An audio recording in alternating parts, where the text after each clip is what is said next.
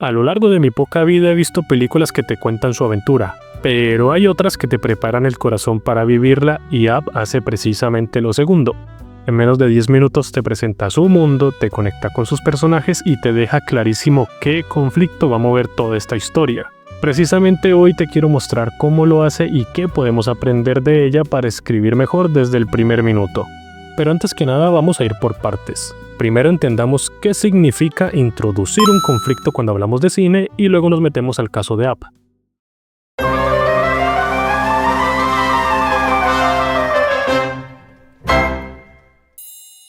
Cuando decimos introducir el conflicto desde el inicio, hablamos de provocar un desequilibrio en la vida del protagonista que obligue a actuar y que además conecte con el tema de la historia.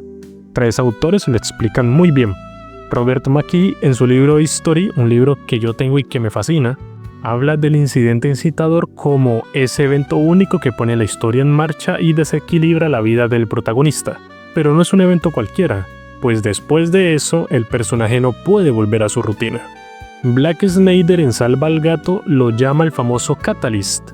Es un beat tempranero que está alrededor de la página 12 del guión que sacude el statu quo y empuja al personaje a tomar una decisión posterior. Es como si el guión nos tratara de decir, a partir de aquí empieza la película. Y luego tenemos a Svetan Todorov, quien lo mira desde la narratología.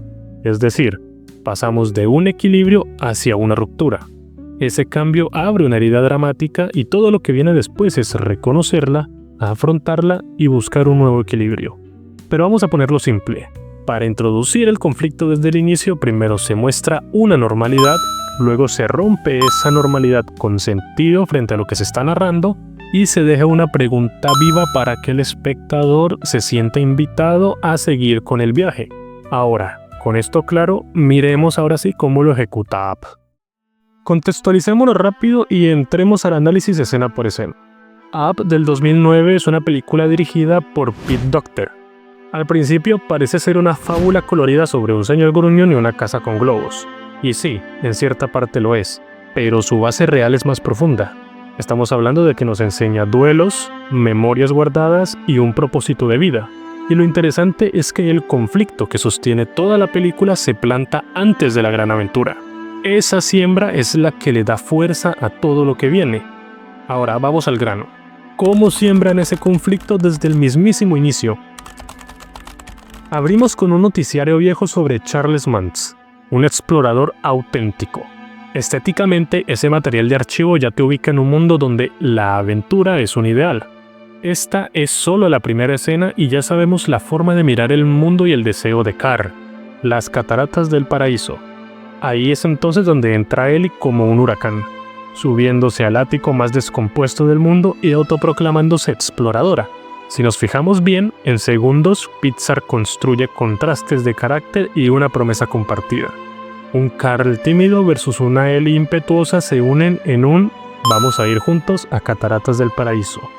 Ese pequeño ritual conformado por la insignia de Grape Soda, el club de exploradores, el juramento improvisado, hace dos cosas a la vez. Primero, crea vínculo entre ellos y segundo, crea un vínculo con vos como espectador. Esto ya no es un viaje, sino que es su viaje. Y ahí quietico queda sembrado el germen del conflicto.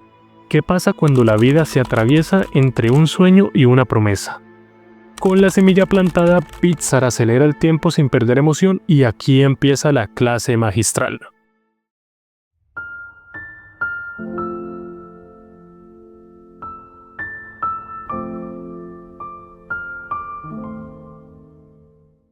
Michael Giacchino marca el pulso con un vals que muta, alegre al comienzo y nostálgico después. Ese leitmotiv va contando sin diálogo lo que las imágenes sugieren. En cuestión de segundos vemos la vida de Carr y Ellie en sus momentos dulces, hasta que llega uno de los golpes más finos del prólogo, el consultorio médico. Un cambio en la puesta en escena con Ellie sentada sola y Carr a su lado. Nunca hay diálogo, pero el montaje hace que entendas todo a través de las transiciones. Es el paso del querer al no poder, y ahora que Ellie no puede tener hijos, el conflicto se profundiza. Aún así la vida sigue. Ellos pintan el buzón juntos, decoran la casa, suben la colina, pero al mismo tiempo vemos microconflictos que se encadenan uno tras otro. El tarro de ahorro se rompe una y otra vez por la llanta pinchada, por el techo que se cae debido a la tormenta, y cada obstáculo está aplazando el sueño. Y esa repetición instala una idea: la vida cotidiana puede ser la antagonista más persistente. La melodía vuelve a sonar alegre y de pronto cae a modo menor.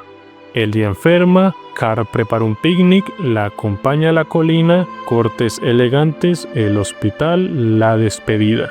Todo en elipsis. Ese cierre del montaje es un desequilibrio absoluto. La promesa quedó inconclusa y Carl se queda con la casa como un objeto ancla de toda una vida.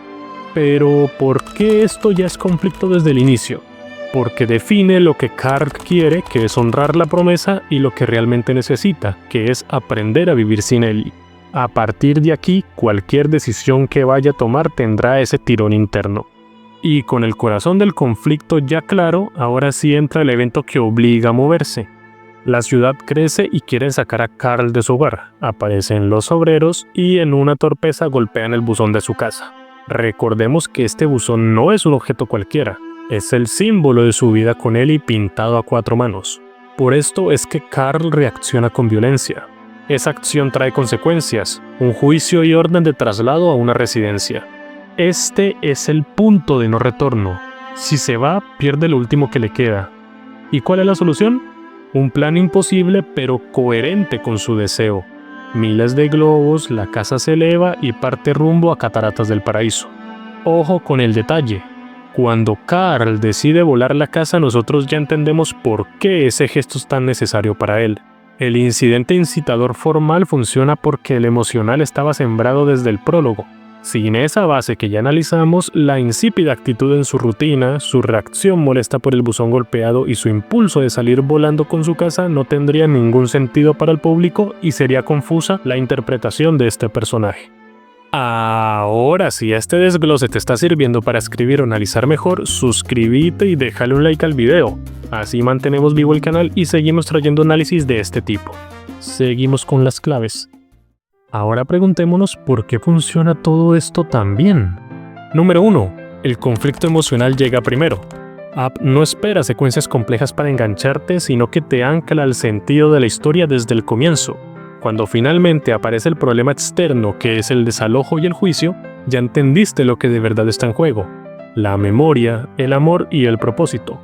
Ese orden de primero corazón y luego acción es lo que transforma el espectáculo en drama. Número 2. Lo interno y lo externo se reflejan.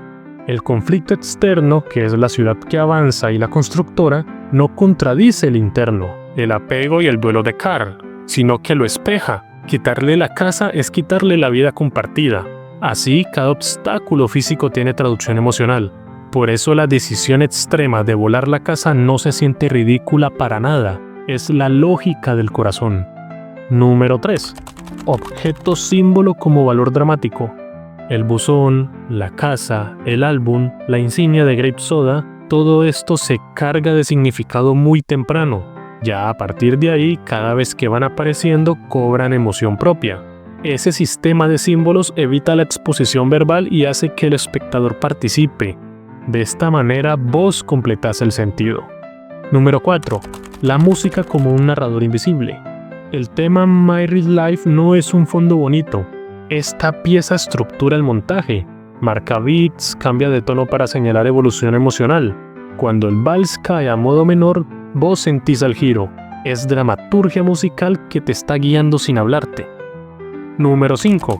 Economía visual y respeto por el espectador. El prólogo confía en la elipsis y en la mirada para que vos unas los puntos. Esa confianza crea una complicidad. No te lo están explicando, sino que te están invitando a descubrirlo. Y el descubrimiento propio engancha más que cualquier otro tipo de discurso. Y número 6. El tema plantado desde el inicio. El tema de aprender a soltar está insinuado desde los primeros minutos. Luego, cada decisión de Carl dialoga con esa idea. Tema y conflicto no son cosas separadas, son el mismo hilo pero visto desde 2 ángulos diferentes. Y ahora, con estas razones claras, pasemos de la teoría a la práctica. ¿Cómo aplicas esto a tu propio guión? Ejercicio número 1. Normalidad y ruptura en 2 golpes. Escribe una escena que muestre la rutina de tu protagonista en 2 acciones concretas y en la tercera rompe algo que tu protagonista valore. A partir de ahí reflexiona qué cambia desde ese momento. Ejercicio número 2. El deseo contra la necesidad. Define qué quiere tu personaje y que sea un objetivo visible. Más tarde, valora qué necesita, es decir, un vacío interno. Con todo esto, diseña un evento temprano que choque ambos planos. Ejercicio número 3. Símbolos con propósito. Elige un objeto que represente un valor, bien sea la familia, la libertad, el orgullo, lo que sea. Ahora, cárgalo de significado en el primer acto y vuelve a él cuando duela. Ejercicio número 4. La pregunta dramática. Formula en una línea lo que el público debería preguntarse tras el arranque.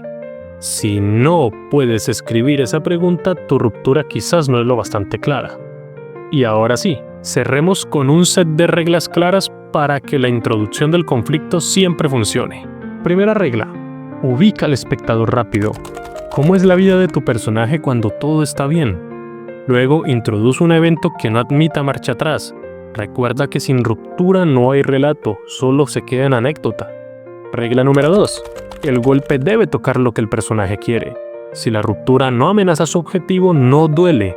En Up, cada imprevisto muerde el sueño de viajar y más tarde el sistema muerde el hogar de Carr. Regla número 3. Que el público pueda decir, ¿conseguirá X sin perder Y? Esa pregunta guía la atención y organiza expectativas. Regla número 4. ¿Qué puede perder el personaje si no actúa? Tiempo, vínculo, identidad.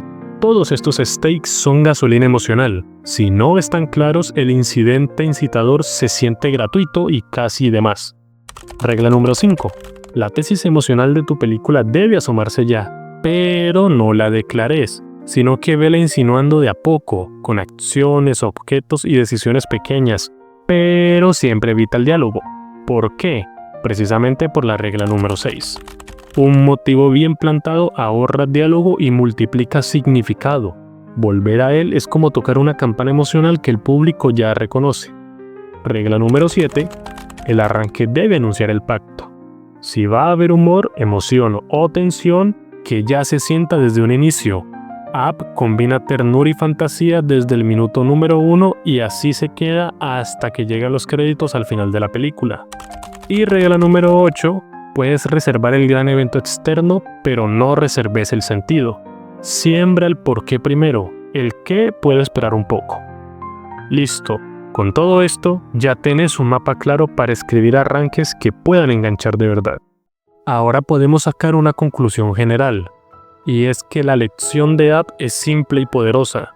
Cuando entendés el corazón del conflicto desde el primer minuto, todo lo que viene después importa muchísimo más. No se trata de ir corriendo, sino que se trata de sembrar con intención. ¿Intención de qué? De mostrar el deseo, la ruptura, el tema y las consecuencias. Si estás escribiendo tu guión o tu novela o haciendo tu cómic o un cuento, vuelve a tu primera secuencia y pregúntate ¿qué cambió para mi personaje y por qué no puede volver atrás? Si esa respuesta ya la tienes clara, tu historia ya arrancó con el pie derecho. Ahora sí, me quiero despedir. Muchísimas gracias por ver este video.